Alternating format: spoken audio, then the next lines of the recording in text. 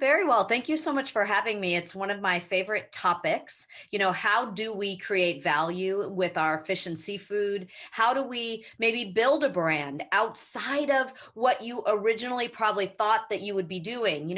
Our food system, we have to find a way to create more value in it so that we're really getting the most out of all of the effort that you put into it.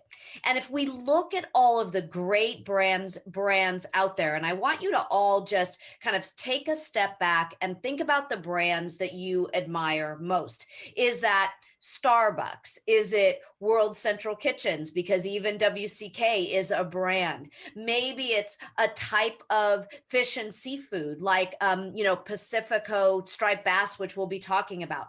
There is a way when we build brands, even if you're out fishing and you're catching one species of fish, that really can gain value in the marketplace. And we're going to talk about that today. So there are a number of different topics that we're going to dive into. And what I want to make sure of is that you put your questions in the chat, that you build and allow us to really make this relevant for you. So yesterday, for example, we got questions about, well, how do I gain value in my fish and get a higher price when a distributor is really determining what that value is? So we want to talk about those things and help you work through them so that this is as relevant a presentation as possible. Because this really is, I would say, official business, Pamela, official business. And we I love officially want you to be able to engage in this in as much and as strong a way as possible. So, my take on it, first and foremost, I've worked in the fish and seafood industry with NGOs and with brands for over a decade. And everyone, when I first brought a fish and seafood company to market, said, no one will care about a branded fish. And I thought to myself, we all crave stories. We crave provenance. We want to learn about what we do and why we do it in the things that we support. And there are all different places where your fish and seafood could go into market where you can get more value for it. So some things are going to seem maybe a little bit more esoteric, but we're going to try to make it as relevant for you. And then some things are going to seem really probably pretty clear, but they might be things that you're not putting a lot of time or effort into. So what I would say is we're going to talk about a lot today, but try to at least get maybe one or two things that you do and see how they go. See what kind of path you can create in making sure that there is value and understanding between not just the water and the distributor, but in what you do from the water all the way to the plate. We're going to talk about things like channel strategy. And what channel strategy means is selling to the right customer at the right time. Because if you sort of sell to one and then you skip over a certain part of the market, maybe you won't get as high of a price for your fish. We're going to talk about a competitive position exercise. And what that means is really starting to take a really good look at where should you be? What type of customer should you be selling to? Marketing, how to start. Most of us don't have a big marketing budget. We don't have a big Coca-Cola brand marketing, but there are things that you can do every single day to be able to build a marketing program. We're going to talk about branding because one of the things that I know for sure is that people will pay as much as 75% more for an item if they know where it comes from. So the idea of branding a sense of place, branding a mission, branding a tradition. Maybe you are a third generation fisher, and the minute you put your great great grandfather into your social media, you're branding tradition, and people will value that. They'll be more loyal to you, and they will actually support it by actually spending more money. So the first thing is, kind of knowing what you don't know, because there are a lot of variables, desires, and things that come into marketing fish and seafood. So I would be the first one to say, maybe I don't understand the grocery store chains as well, but I really understand how to market to hotels and resorts. So be aware of what you know, what you don't know, what those variables are so that you can really create impact for your efforts. So, as I said before, we need to talk about what's called a channel strategy. Now, you may wonder what the heck is a channel strategy, but what it is a strategic approach to your sales. You don't want to go out and just sell to everybody. And we'll explain this. There's something always about, creating market demand. And so you've really got to set that intention from the beginning about who you want to sell to and when you're willing to sell it to them. We're also going to talk about this in terms of short-term efforts, what that means, and then also looking at it as a 3-year or even a 5-year plan. So the first thing that I want to talk about is what's called life cycle of a brand. And I'm calling you the brand. So no matter what it is that you do, if you go out and you fish and you capture 5 different types of fish, or in some cases, like my world in aquaculture, they're just rearing one type of fish, this is the brand that I'm going to refer to. So whether it's one species or many, don't worry about that. But I want to explain what happens in all sections of the market. So this is true whether it's that you're growing avocados and selling them or growing eggs, or if it's that you're actually selling something that's a little more nuanced. Maybe it's even a can of tomatoes. Every market works in the exact same way. So I want to show you this. What you're seeing all the way to the left side of my screen, my left, is what we call life cycle of a brand whiteboarding session. And you can see that I had taken with one of my clients and we talked our way through what the life cycle of the brand would be. And one of the things that we know for sure is that when you bring your fish to market, you want to be selling to what's called the innovator section of the market. And let me explain that. Innovators consider themselves cutting edge, groundbreakers, sharing something with the world that they've never seen before, or showing it in a way that they've never seen it. Innovators support other innovators. So it's like in the US, you go to one little specialty market in New York City. They used to have one called Dean and DeLuca. And you knew that when you went to Dean and DeLuca, you were showing the very best of the best. It wasn't necessarily the most expensive, but I was seeing what I felt like were cutting edge items, the latest little sauce, or a fish that was a species I might not have ever seen before. Or if it was something that was maybe a little bit normal, let's say it was just a striped bass, but if it was marketed in a different way, then I would bring it into this innovator category. And in this innovator category, what you'll know is that it's about 2.5% of the market. So I want you to picture, maybe it's easier rather than a store to think of a chef. So if I'm José Andrés, if I'm Chef José Andrés, and I am putting this fish of yours on my menu is small. I have very little space, but I'm considered an innovator in my restaurants, and I'm going to bring into the restaurant to feed those patrons things that are considered to be unique and innovative. So you get the idea.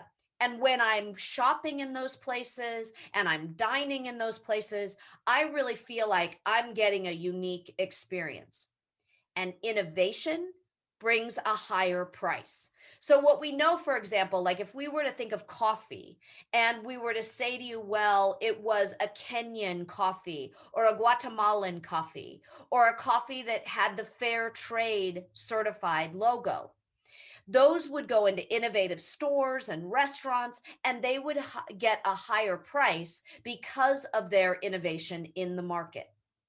2.5% of the market, but that represents thousands of places where you can sell your fish and seafood, where you can demand a higher price. The next section of the market, and I want you to imagine if it was a store, for example, it's one that maybe isn't quite as innovative. Maybe they carry a combination of innovative products, but also things that are normal. So when I look at the early adopter section of the marketplace, what I think of is a place where I can still get my Coca-Cola, but I'm still finding this beautiful fish and seafood in the counter, where I see unique, maybe organic items, but I can still push the cart down the aisle and find those everyday items like a pasta that I would want to find. In a restaurant, it might be a larger restaurant. There might be more seats. You might see a slightly higher price point on the menu, but it's a combination of having a cheeseburger on the menu along with beautiful, unique fish and seafood species. But you get the idea. And this part of the market makes up 13.5% of the market. So we have a very small sector of the market that are those innovators that consider themselves cutting edge. And then we have those early adopters that sort of start to, I think, work their way across a number of different categories. But they still like to feel special. They still like to feel like they're getting something unique, and they're willing to pay a little bit more for it. Maybe not as much as an innovator, but still a little bit more. And then there are the early majority. And this makes up 34% of the marketplace. So 34% of the marketplace, if I was shopping in the US, they would be going to an HEB store or a Safeway or an Albertsons or a Kroger, a place where there's going to be more commodity items, they're going to be lower in price, and where maybe for something that's a little higher in price, like your fish or seafood, might be a little harder to get into those stores. What will happen in those cases is they will push you down on price. They will push you down on quality. So now we're getting in a conversation, everyone, where they are going to start to really be driving with price and not what you do and the care in which you had caught it or harvested it. So you're starting to get the idea is that the further we go in the market, the further that saturation is, the less value they have on the product itself. And then the late majority. The late majority is going to be the Costco's, the Sam Clubs of the world. Those items where it really is more, for lack of a better word, transactional. I go in, I want to buy a great big club pack that has 10 or 15 pounds of fish in it that's all frozen. I'm going to put it into a taco stand, or I'm going to, if I'm looking at a restaurant, maybe it's going to be a big chain restaurant where they're not going to care about story and provenance, and they're certainly not going to be willing to pay a higher price for something that is more quality. So I want you to imagine now, how do you create the story? How do you create an introduction that's going to give you a brand that has more value? So maybe it's the name is part of it. Maybe you're naming this fish something unique that talks about where it came from. And in a little bit, we're going to talk about a way in which you can sell it. Maybe you're offering events where you'll go to the restaurant and stand with the chef and talk about that fish and seafood and really meet the patron where they are to educate them.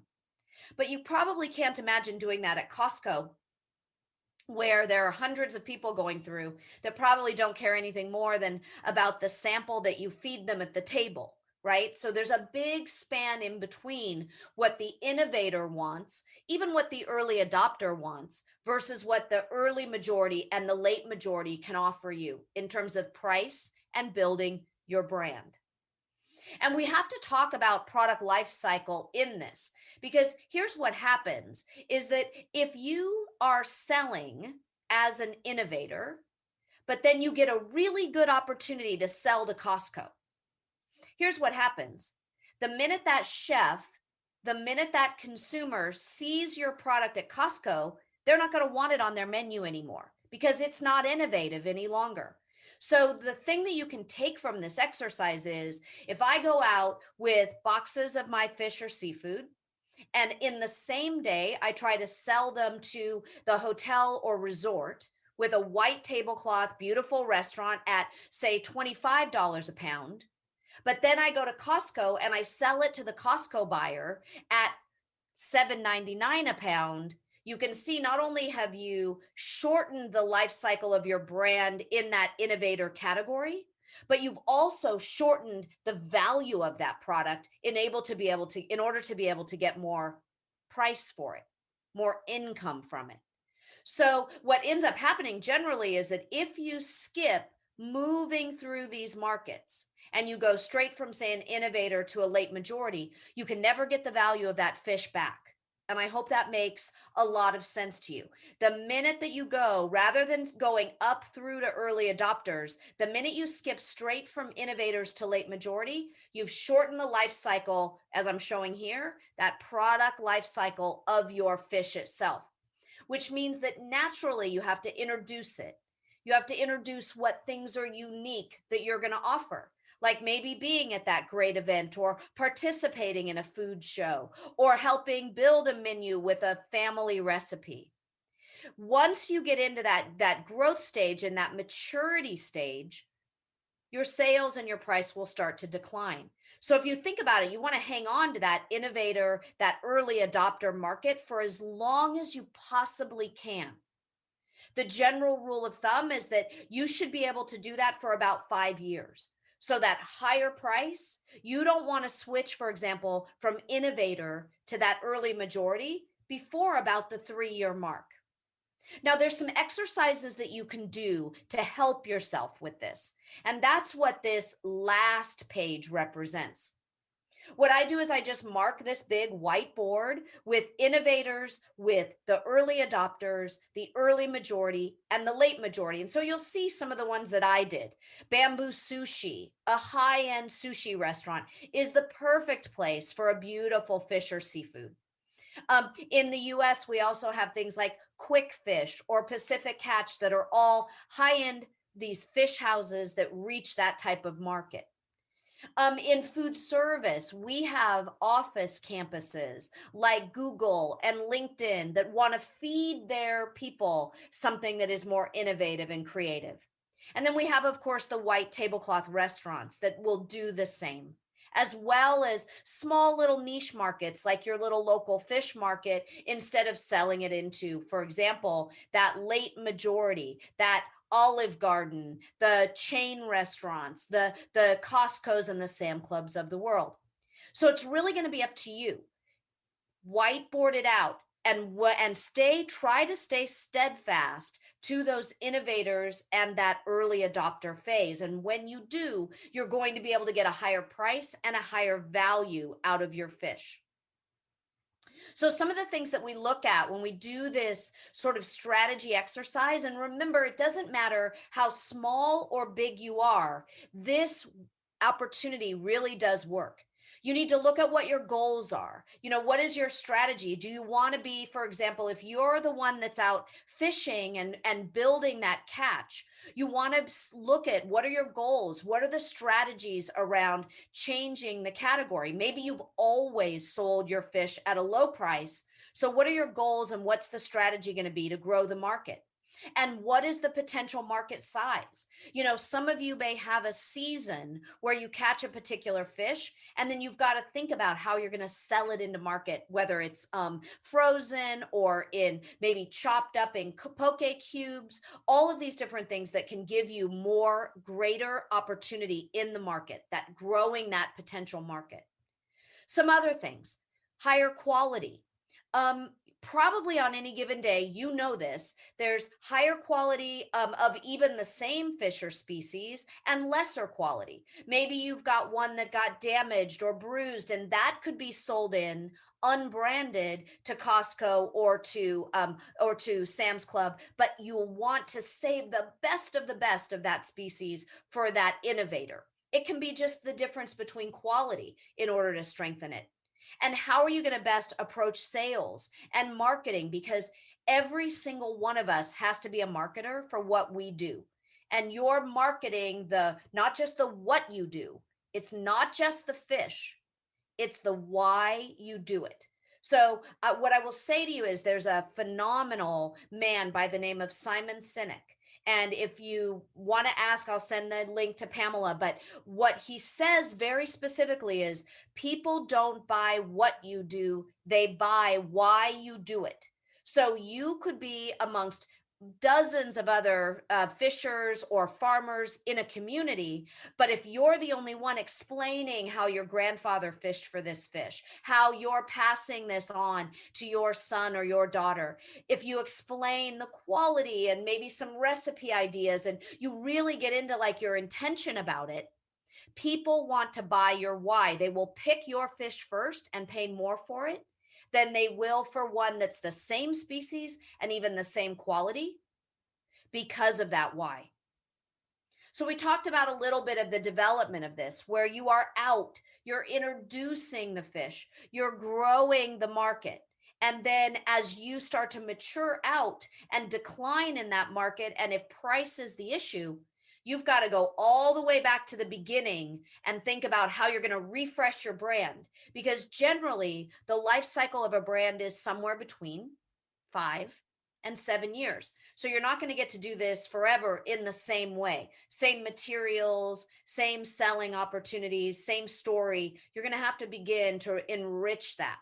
And there are a lot of ways to do it. For today, we wanted to talk a little bit about an incredibly important way in which you can build value, build story, build your why. And that's through digital media. You know, we know now that chefs and buyers, they're always connected to their phone. They don't necessarily check their email, they check their Instagram. You know, they're up there posting on things, talking about what they're doing, you know, all of these different things that are really like engaging them with their community.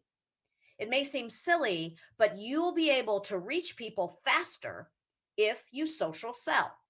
So we want to talk about how to do this because it's the fastest way to begin to build a brand is through what we call social selling. Now, some of you, you may have an Instagram account already. And I would say Instagram is probably with food the most relevant of all of these categories. The way I look at social selling is that Twitter is the things that are more newsworthy. You know, what's going on with World Central Kitchens, what's happening with the politically, what's going on in the fish and seafood community. Twitter are really those things that tend to align more with causes and messaging and again, politics around our food. Facebook is a little bit older. Not a lot of buyers will use Facebook, a lot of chefs that are still using Facebook. But if you've built a good following on it, you don't want to abandon it. And then there's Instagram, which is like, it's like the fish that you get aligned perfectly and placed with the most beautiful sauce. It adds this layer of flavor and deliciousness to every single thing that you do. So let's talk about social selling, and we'll assume that because Instagram is so great at showing food and chefs and all of that, we're really going to, you know, kind of focus there. But what social selling means is that it's really like this art form, a way of showing understanding, nurturing sales, building the why, that story behind what you're doing each and every day. So whether your fish is sold through a distributor or you sell it on your own, building a social media account that really speaks about who you are is essential. And believe it or not, it's actually replaced the dreaded cold calling in your sales strategy because you can reach out and be able to have a conversation with people on, say, an Instagram in real time for the most part that you cannot do when you're face to face. What we know for sure is that salespeople that engaged in social selling outsold their peers, meaning those that were selling similar products, by over 78%. And social sales actually helped them close more deals, more being able to sell that fish more often by social selling. 76% of buyers said that they are ready to buy through a social media conversation with a potential provider like all of you are. So again, a great way to engage. And social sellers can grow their sales by as much as 51%. We know that 75% of buyers are ready to buy when they have a conversation on social media. If they're already looking it up, they're looking at your Instagram account, they're going to be ready to like really want to try it. And so now your job is to figure out, how do we engage? How are we present? How do we show up on social media? And remember, social selling is about building relationships. It may not feel like it, but you can build relationships through this platform. And the goal should be to make yourself more human, more approachable, and not less. So when I talk about this chain of well-being and what happens from the water to plate, that humanizes your story. It humanizes your brand. So if you were to go out on the boat and be fishing, I would say to you, it doesn't have to be fancy. You don't need to hire a fancy videographer, but you should take videos of everybody having coffee before they get on the boat. All of the different pieces, the people, do features on the people that are fishing with you. Anything that you can do to build a relationship. And that's so important in building that relationship so that you develop that sort of what I would say is like a ping pong ball effect. Or think of it as playing tennis, where I'm hitting you the ball as a customer, as a chef, and you're hitting it back. One of the things that I would say about this is that you want to make sure that you're also engaging. So if you have chefs that you really love and you want to be in their restaurant, or you want to be in a resort like a Hyatt or a Marriott, then you need to start engaging on their channels. So this really is that ping pong ball where you are starting to engage with them, and hopefully then they follow you back. And that's usually what happens is follow those people that you admire and keep following them. You can follow actually thousands of people, and just by following, they follow you back and you start to build your following too. The way I look at it is it's kind of like dating. We on a first date, we're just kind of having a very light conversation. We're certainly not kissing on the first date. So that first date can be just about how beautiful you think their dish is. It can be about how incredible you think the restaurant is. And then you engage again, maybe asking about what sauce is over that fish or about the fish specifically. I think you get the idea. By the third date now, and you're taking your time, remember, we can't get married on a first date. By the third date now, you've now started to talk about what you do. When it comes to dating, you don't want to talk all about yourself at first. You want to get to know the person so that by the time you've dated a little bit, you're ready to ask them to marry you. And when you ask them to marry you, it's, I'd love to send you some fish. I'd love to drop it off to you. And you've built something that's a brand that has value. Because when that fish and seafood shows up in a tub in the back of the restaurant, there's no storytelling. That fish cannot speak for itself at the moment it leaves your hands. So how are you going to do everything you can so that that fish can tell its story and support what it is that you're doing? Now, some of the things you have to do, you have to think outside the lens, so to speak. And what I mean by that is you've got to look to your distributors and your consumers and start to build beautiful photography around it. The chefs that you're following, what do they love most about this fish? What is their specialty? And have recipes, even if you're doing them at home, that you take pictures of. You've got that fish in your hands all the time. Capture it. When your family's out in the backyard having a family table, capture the dish, the fish there in the kitchen, the hand that is cutting it with the knife. Capture it. Those are the things that are the tips and the tricks that, of course, that the chef is going to recognize. And for consumers or buyers for retail stores, think about what's important to them. Simpler dishes, maybe things that are very simple and what we call a la minute, made at the last minute. So things that are very simple. I want you to think about the things that you can do to convey this to the market and meet the market where it is. That's so exciting. Show them what you love about the fish. Maybe it's the category of fish. If you have a species that maybe is not as well known, compare it and use it on your social media in a way that where a fish that they know as something that's familiar, they can now start to use that species as something that can become familiar.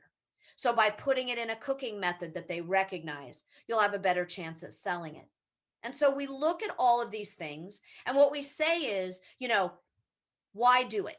Well, there are over 1 billion monthly active users on Instagram. There are over 200 million that will visit at least one business. So you've got an amazing opportunity where they're looking for things to buy all through this social selling. And there are a number of Instagrammers that say that they will decide to buy something based on what they've seen on Instagram. It will create over 4 times the interaction that you will have, that ping pong back and forth, as compared to if you made one single meeting and stopped to try to do that sales face to face. You want to make sure that the posting that you do aligns with who you are. You know, if your photos aren't quite what you want them to be, or it's not graphically the way you want, maybe it's now the time to call in someone else, your son or daughter or a partner, to be able to help you. Make sure that you're using hashtags. Hashtags are an incredible way to be reposted. So, for example, if you said hashtag sustainable seafood, then the post that you did will get picked up by the hashtag and give you more legs. So, don't forget about using the hashtags. And you can, when you're on Instagram, you can actually look and see how many followers are following each hashtag and figure out which ones you want. Make sure you have a short, engaging, interesting wording for your post. Post the action, the useful information. Ask people their opinion. You know, it's amazing if almost every post just started with a question, how much further you would get. So you say, you know, instead of saying, boy, I really love this fish, it's delicious. You can say, how many of you love this fish? Tell me the ways in which you think it's delicious. It begins again with that ping pong. It's about that person you're trying to engage with, not just about you. And you want to make sure that those posts are representative of who you are. So we want to continue to engage. And I want to show you a case study because Pamela and I were talking about, now, how does this really work on the ground? Because fish and seafood is extremely complex. We know that fish and seafood changes hands on average 9 times from the water to the plate. And your goal is to shorten that supply chain so that you can get more money out of what you're selling. So I want to talk to you about Pacifico striped bass and how they created impact in the making. Now, this is a farmed striped bass off of the coast of Isla Todos Santos in Ensenada, Mexico. They are the farmers of the only striped bass in the world. They do this in a completely sustainable way. So they have that as a marketing opportunity. So, for example, if you know that your fishery is being well maintained, you should talk about those sustainability standards. We know that 75% of millennials care about where their food comes from and will pay more for it. So explain to them about those standards. If it is a hook and line caught fish, if it is something where you're putting the bycatch back in the water, whatever you can do to be able to connect with that. That's what Pacifico does. They talk about the island here, about the bird sanctuary that's on that island. They talk about how the farm was built in the early 1900s. They talk about that submarine canal that you can't see below those nets, so that everyone knows that there's a lot of water moving through and the depth is exceedingly deep, so that they know the water stays clean. They talk about, of course, the quality of the fish, but remember, it's not all just about your product. It's about this provenance, but they talk about this fish. They talk about the stripes. You'll notice the stripes are all in a row. That is indicative of good breeding. They talk about how these fins are fully developed, because in aquaculture, if aquaculture is done bad, the fish don't necessarily develop their fins. They talk about how strong they are, about the cold, clean water. And then they take it all the way to the plate. Now, this is a recipe that I made. It's not complex. It was grilled Pacifico filet with a little blistered tomato and chimichurri. But this shows the provenance on the plate. And what I mean by that is I've taken everything that I've talked to you about that's at the island, at the water, at the coast of Ensenada, the flavors of Ensenada. I've taken it to the fish and all of the things that the fish can talk about in terms of its deliciousness, its rearing, and its provenance. And then that provenance shows on the plate in this lovely, characteristic photo. And I'm going to take it one step further that you'll probably think is silly. Look at the picture of the fish itself, of this fillet. There's green, there's red, there's the brown caramelization. Look at the island. There's green, there's brown, and there's red buildings. So even in this, in terms of its styling, it's a very simple dish, but even in that dish, I could call out the provenance if I wanted to. So there's some things that also are very important for Pacifico, and I'm hoping that you're all really inspired by this, because one of the things that we do is we talk about you personally. This is Omar Alfie and Daniel Farag, two men who at the age of 28 bought a farm. Well, this story of how these men in California decided to go down and farm fish in Mexico is a great story. The provenance of what they do.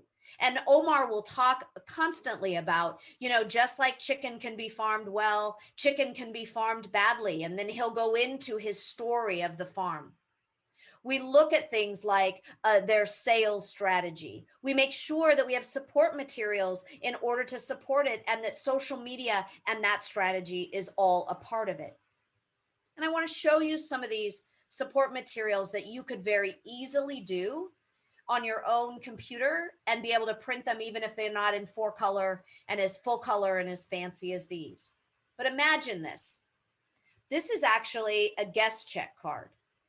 And so what they do is they talk about the fish, where it comes from, and the 5 pillars of why it is humanely raised and harvested, as well as any certifications and recommendations that sort of like a NASCAR, right, at the bottom of the car, that give you all of the different certifications, recommendations, and seals of approval that you could put. We use the photography, which you and I all know, an iPhone takes phenomenal photos now. So having photos, look specifically at this. I want to show you.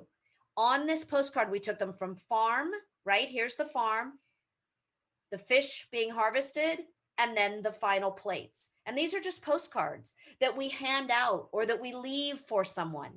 Imagine your fish arriving in the box, but sitting in it is this waterproof card that could actually give the chef or the assistant chef a way in which to learn about you.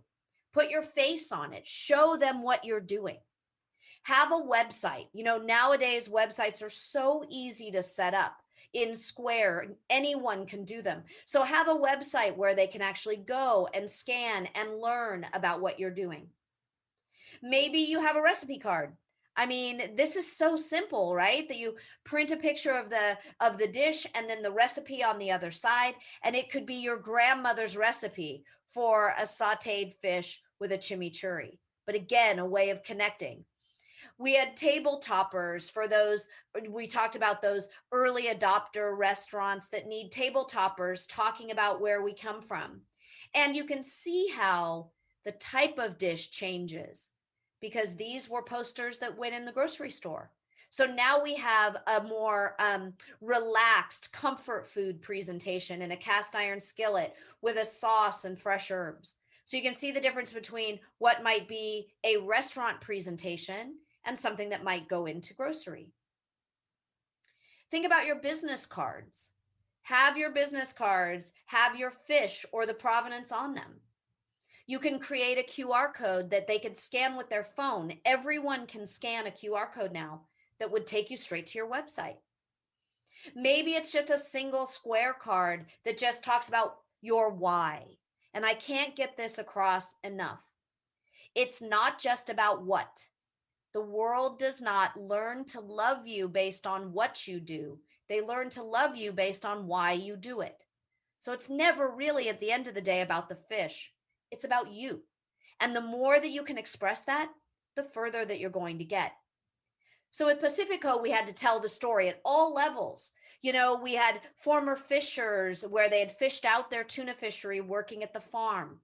What community engagement we were doing, how we were giving back, what organizations you work for. We had a specific sales strategy where we didn't undercut the value of the fish by selling it straight into those late majority markets. We found a way to amplify it through social media so that each and every step of the way, we were talking about what we were doing and we were engaging. And yes, you'll be the annoying person that's always on your phone. But if you don't start that way, you're not going to be able to get where you want to go. So it's okay. Capture where you're going, that beautiful ocean that you're looking out at each morning. These are the things that people want to follow. And like with Pacifico, you're going to start with one follower, and then it'll go to two, and then to three. And in their case, now they have thousands of followers. And I'll tell you a good example. This Pacifico striped bass came into market, and it was over $13 a pound at wholesale to the distributor. And those restaurants that could afford that, those innovators, ultimately this fish ended up on the menu at Enrique Olvera's Pujol in Mexico City. And now he even has his own pen where he is actually raising his own striped bass out on the farm. So it's building those relationships. It's like Chef Andrés. It's building those relationships to create value, to be able to create connection so that you can get the most and what you deserve out of the fish and seafood that you're rearing. And you have to set that stage, because whether it's a sushi restaurant, and sushi, restaurants will obviously use a lot of fish, but may or may not have a lot of value for it. The Japanese and Chinese trade, the Asian trade tends to not have as much value for their fish because they eat so much of it. But maybe there's a sushi restaurant where they're talking about the fish, where they're talking about the type of fish that they source because it's important to them to sustainably source something. Maybe it's a white tablecloth restaurant, like on the top of my slide, where you want to show it in a very fancy kind of architectural presentation. And then maybe it's the cast iron skillet. It's a taco. You're trying to get this fish into that great successful taco truck, and then you can show them some ideas of the salsa or the ways in which you want to present it. And you think about the different segments that you sell in and whether or not which programs and which support they get. So guess what?